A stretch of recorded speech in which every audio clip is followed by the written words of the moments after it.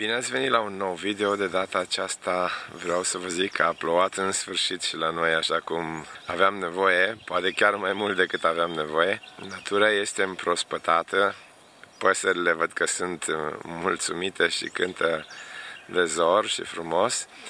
Și avem o veste nouă cu privire la permisul de ședere în Paraguay. Ieri am primit primul act. Și al doilea, de fapt, ăsta este admisión permanente, scrie pe el, Dirección General de Migraciones. Deci ăsta este primul act care trebuie să-l luăm de la Migraciones. După acesta trebuie să facem un al doilea act, care este acesta, Policía Nacional, Departamento Registro de Extranjeros. Extranjeros înseamnă străinii, deci Departamentul de Înregistrare a Străinilor. Ca să putem cere buletinul din Paraguay, trebuie să cerem și acest act. Deci noi între timp avem aceste două acte. Urmează să facem cererea să primim cedula, este numit buletinul de identitate din Paraguay. Mi-au lipsit vreo două ștampile sau așa, care trebuie să merg să le fac pentru niște certificate care le emite poliția din Paraguay. Deci mi se pare foarte nonsens să-ți ceară așa ceva, însă trebuie să le dai toți ce cer ei.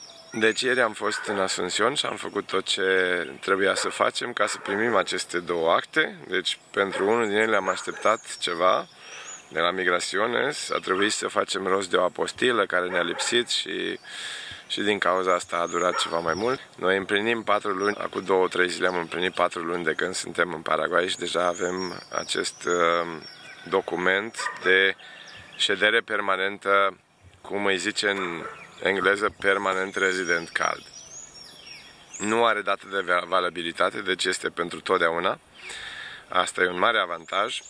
Și cu acest document am putut să-mi retrag depozitul depus la bancă, cu care am arătat că suntem solvenți și ca să ne dea rezidența se cere un depozit de aproximativ $5.000.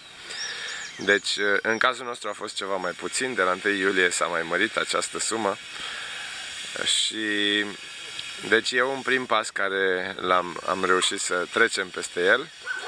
Vă invit pentru toți cei care vreți să vă luați rezidența în Paraguay să mă contactați. Deci eu am deja pentru 6 persoane de limbă română am făcut cererea aceasta și așteptăm și pentru ceilalți să vină. Avem știri bune și de la grădină. O să mergem acolo să vă arăt puțin grădina. Au crescut din cauza ploii. A mai plouat odată acum vreo săptămână, dar mai puțin decât azi noaptea. Azi noaptea a turnat așa cum trebuie, mai rău, mai tare decât chiar am fi vrut noi, dar s-au făcut râuri și s-au dus și s-a scurs și pământul este îmbibat bine cu apă. Acum o să înflorească grădina ca niciodată. Haideți că vă arăt puțin și din grădină, deci avem niște progrese, mergem la grădină și vă arăt ce avem nou acolo. Aici este terenul unde am pus mandioca. Manioc îi zice pe altă limbă, nu știu în românește cum i-ar zice, deci aici se vede planta cum a ieșit și e ceva ca să zicem, în stilul cartofului, care poate să stea în pământ și câțiva ani de zile. Când vrem să-l mâncăm, scoatem din pământ și atunci îl mâncăm și îl lăsăm tot timpul cât vrem să stea în pământ. Aici avem locul unde am plantat prima dată și anume aici este fasolea, aici sunt dovlăgei, usturoi, ceapă roșie am pus aici, ridichi, spanac, morcovi.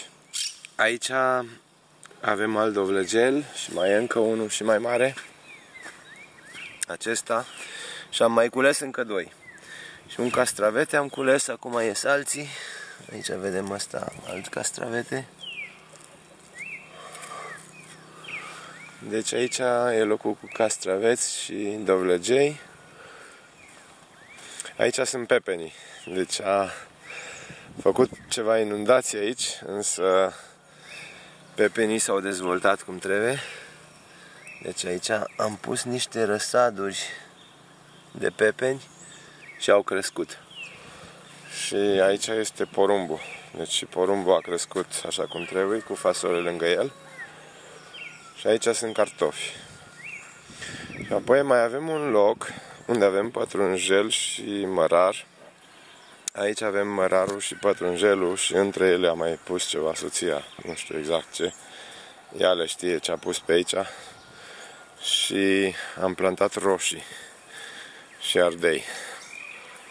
Deci aceștia sunt niște ardei și aici sunt roșii, deja scot floricele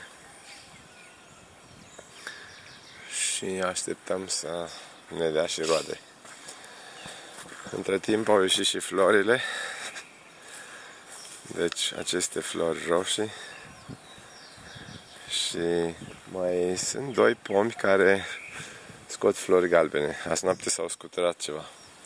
Mango au căzut destule pe jos, se fac tot mai mari și abia aștept să mâncăm din ele. Cam astea sunt noutățile din partea mea. Vă mulțumesc că abonați canalul și pentru toți cei care vreți să veniți să locuiți în Paraguay sau să vă luați rezidența și să stați într-o țară învecinată din Mercosur, vă invit să mă contactați la numărul care îl găsiți în descrierea videoului sau în primul comentariu care îl așez sub video, de WhatsApp, de Telegram sau prin e-mail. Vă doresc la toți o viață mai bună!